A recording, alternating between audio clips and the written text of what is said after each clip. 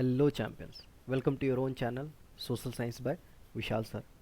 Champions, आज से हम लोग शुरुआत करने वाले हैं most important topic in history.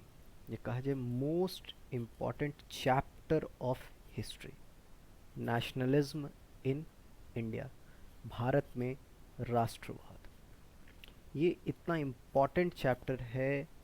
अगर आप मार्क्स स्कोर करने के पॉइंट ऑफ व्यू से देखें, आपको नेशनलिज्म के आप पॉइंट ऑफ व्यू से देखें, पेट्रियटिज्म के पॉइंट ऑफ व्यू से देखें, मतलब इतना इम्पॉर्टेंट चैप्टर है कि हर एक इंडियन को हमारे हिस्ट्री के बारे में तो पता होना ही चाहिए कि कैसे हमारे देश को, कैसे भारत को, कैसे इंडिया को आज़ादी मिली, क्या क्या लड़ाइयाँ लड़नी पड़ी, कितने स्ट्रगल करने के बाद हमारे देश को आज़ादी प्राप्त हुई है।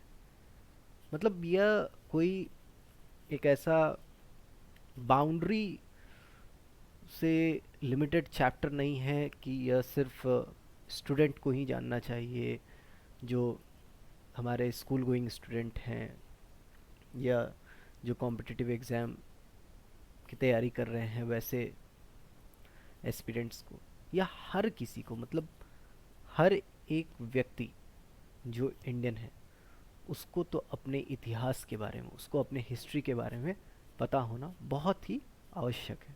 It is very much essential. मतलब बहुत इंपॉर्टेंट चैप्टर है। आपको इस चैप्टर से बहुत कुछ सीखने को, बहुत इंस्पायर्ड होने का मूवमेंट आपको, आप जब पढ़ेंगे तो ड्यूरिंग द प्रोसेस आपको समझ में आएंगी बातें कि बहुत ही इंस्पिरेशनल चैप्टर है, मतलब बहुत इम्पॉर्टेंट चैप्टर है। और अब ज़्यादा ना बोलते हुए इस चैप्टर को हम लोग शुरू करते हैं। नेशनलिज्म इन इंडिया, भारत में राष्ट्रवाद। नेशनलिज्म, सबसे पहले हम लोग नेशनलिज्म की बात करते हैं। राष्ट्र बात की जाए तो राष्ट्र, नेशन को हिंदी में कहा जाता है राष्ट्र। तो ये राष्ट्र निर्माण कैसे हुआ उसको सीखेंगे, उसको जानेंगे। ठीक, शुरुआत हम लोग करते हैं, देखते हैं पहले यूरोप में। कहता है in Europe modern nationalism was associated with the formation of nation states. कहता है यूरोप में जो मॉडर्न नेशनलिज्म था, जो राष्ट्रवाद था, उसको एसोसिएट किया गया, उसको जोड़ करके देखा गया, किससे? With the formation of nation states. मतलब पहले यूरोप जो है वह, वहाँ पर नेशन नहीं हुआ करते थे। वहाँ पर का जो कल्चर था, या वहाँ पर आज जैसे हम लोग जानते हैं जर्मनी, इटली, स्विट्ज़रलैंड, यह सारी चीज़ें क्या, यह सारे जो अभी जिनको हम लोग एज नेशन जानते हैं, यह सभी किंगडम्स में डिवाइडेड थे। यहाँ के अलग अलग शासक हुआ करते थे। यहाँ कैसे फॉर्मेशन ऑफ नेशन स्टेट्स हुआ यूरोप में, इसको हम लोगों ने लास्ट चैप्टर में समझा। अब हम लोग समझेंगे कि उससे कैसे इंस्पायर होते हुए, या कैसे वो उससे सीख लेते हुए भारत में राष्ट्रवाद का एक, कहा जाए, कैसे सीढ़ियाँ चढ़ना लोगों ने शुरू किया। ठीक, कहता है in Europe modern nationalism was associated with the formation of nation states. Europe में मॉडर्न नेशनलिज्म को एसोसिएट करके देखा गया, उसको जोड़ करके देखा गया, उसकी तुलना करके देखी गई। कैसे? जब फॉर्मेशन होने लग गया, जब बनने लग गया क्या, नेशन स्टेट्स, मतलब राष्ट्र का निर्माण होने लग गया। लोग कनेक्ट करने लग गए अपने आप को किसी देश से, भाषा से, जीने के तरीके से, कल्चर से।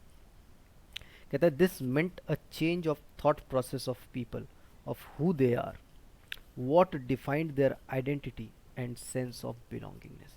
कहता है इससे जब फॉर्मेशन ऑफ नेशन स्टेट्स होने लग गया, अलग अलग देश का निर्माण होने लग गया, गठन होने लग गया, उससे जब एक किसी बाउंड्री में लोग रहने लग गए, कि यह एक बाउंड्री, उनको लगने लगा कि यह बाउंड्री हमारा है, यह जो क्षेत्र है, यह जो एरिया है, यह हमारा है।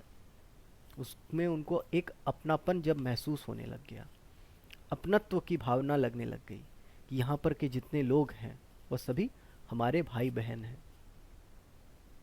इनसे हमारा कोई रिश्ता है, हमारा कोई रिलेशन है।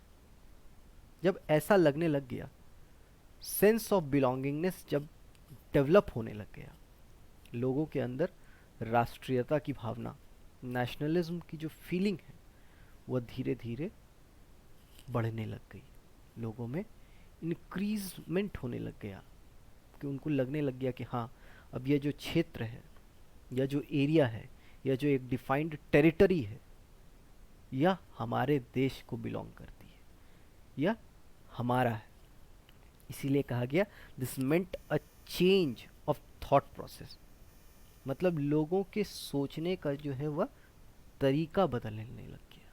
जब लोगों को पता लगा कि हाँ, उनका यह एक क्षेत्र है, या उनको बताया गया कि आपका यह एरिया या डिफाइंड टेरिटरी जो है वह आपका है, इस पर आपका ही अधिकार चलेगा, यहाँ पर आप जिस कल्चर को सभी लोग फॉलो करेंगे वही कल्चर जो है यहाँ पर ब्लूम करेगी, वही कल्चर यहाँ पर फॉलो करेगी।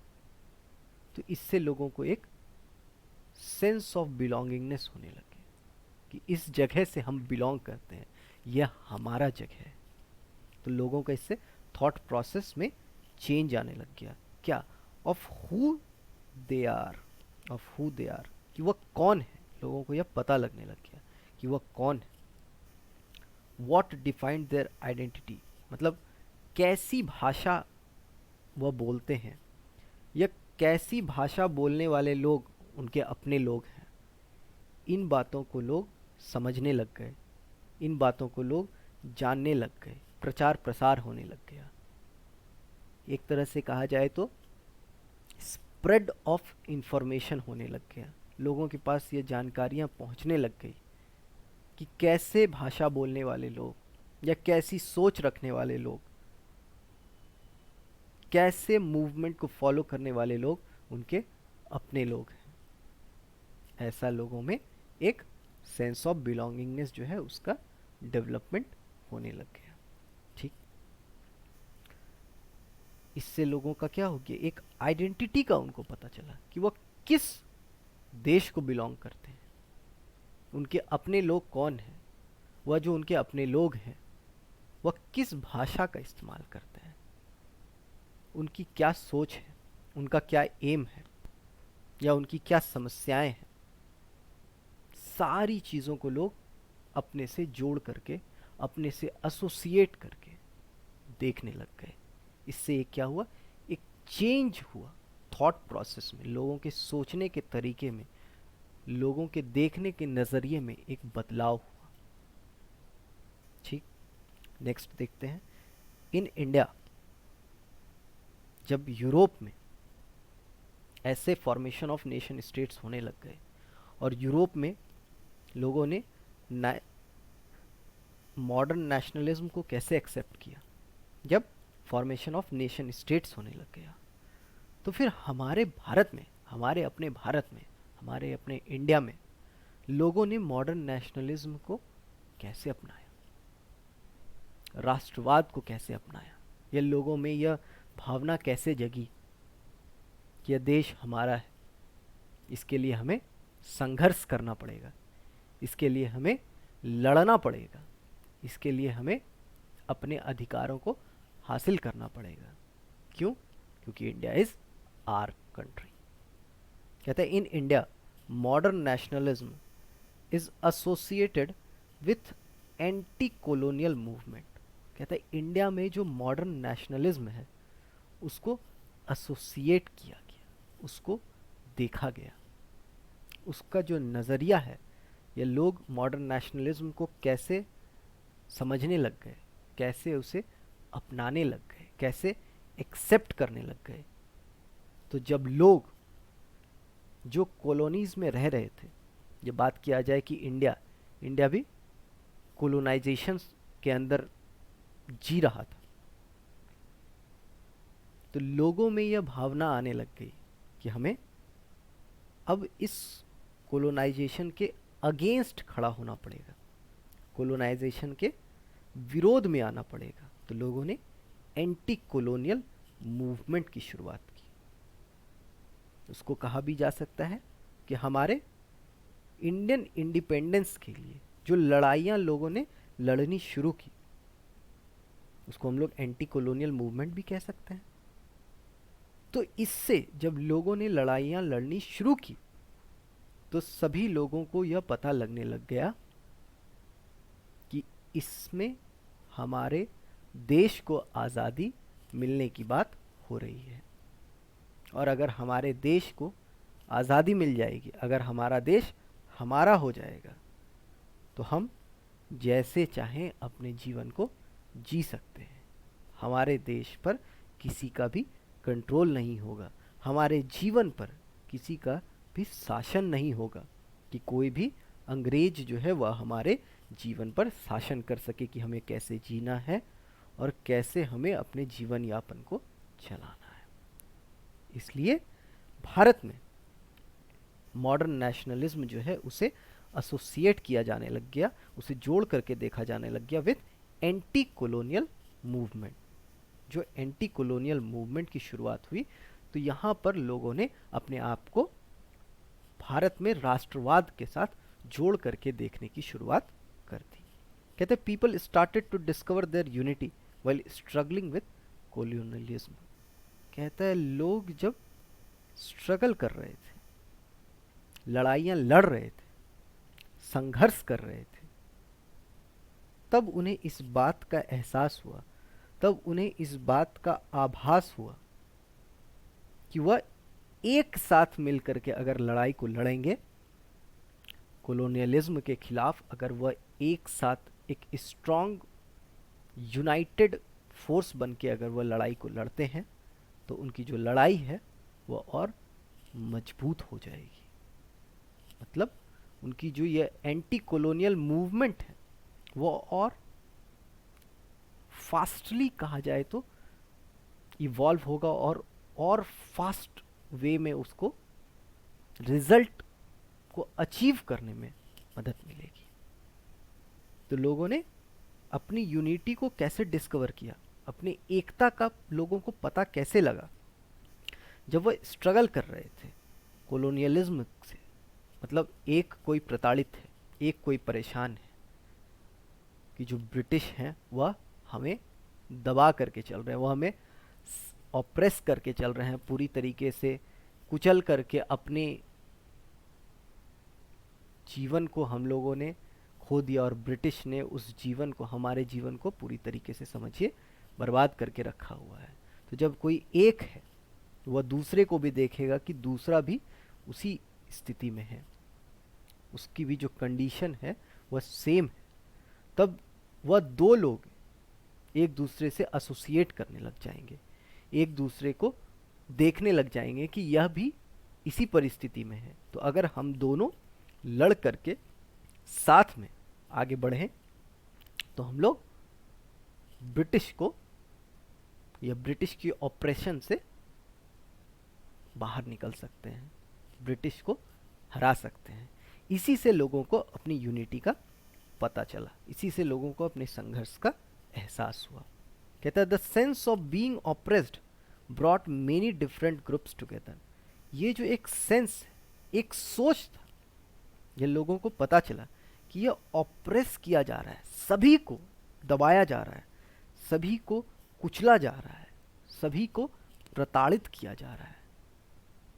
यह बातें जब फैली, या लोगों को जब पता लगने लगा कि सब के साथ ब्रिटिश का जो बर्ताव है वह बहुत बुरा है, सभी लोग इस ब्रिटिश के कारण परेशान हैं, तो इससे क्या होने लग गया, इससे बहुत सारे अलग अलग प्रकार के जो ग्रुप्स थे, मतलब हर वर्ग होता है, मतलब जो मजदूर वर्ग है, जो कहा जाए मिडिल क्लास है, जो हायर क्लास है, हर कोई अलग अलग तरीके से परेशान था। परंतु जब लोगों को पता चला कि हर कोई ऑप्रेस्ड है, हर कोई परेशान है, हर किसी को ब्रिटिश ने दबा के कुचल के रखा हुआ है। तो बहुत सारे जो ग्रुप्स थे वो क्या हुए, वो साथ आए, brought many different groups together. इस लड़ाई में वह साथ आए। हालांकि यह बताया गया है कि हर क्लास और हर ग्रुप के ऊपर जो प्रभाव था, जो इफेक्ट था कॉलोनियलिज्म का, वह अलग था। उनके जो एक्सपीरियंसेस थे वह अलग थे, और जो उनका सोच था फ्रीडम का वह भी अलग था। हर किसी के लिए फ्रीडम के मायने अलग थे। मतलब सभी के लिए फ्रीडम एक ही नहीं था कि हाँ आज़ादी मिल जाए। हर किसी के लिए आज़ादी के मायने अलग थे। कहता है कि कांग्रेस महात्मा गांधी के अंदर, कांग्रेस ने प्रयास किया कि हर ग्रुप को एक साथ लाया जाए एक मूवमेंट के लिए। क्यों? Because unity is strength. अगर सभी लोग एक साथ मिल करके, सभी लोग एक साथ लड़ाई लड़ेंगे तो उस लड़ाई का प्रभाव जो है वह ज़्यादा होगा। लोग आए भी साथ, लोगों ने लड़ाइयाँ लड़ी भी, परंतु यह जो लड़ाइयाँ लड़ी गई क्या कॉन्फ्लिक्ट के बिना नहीं थी।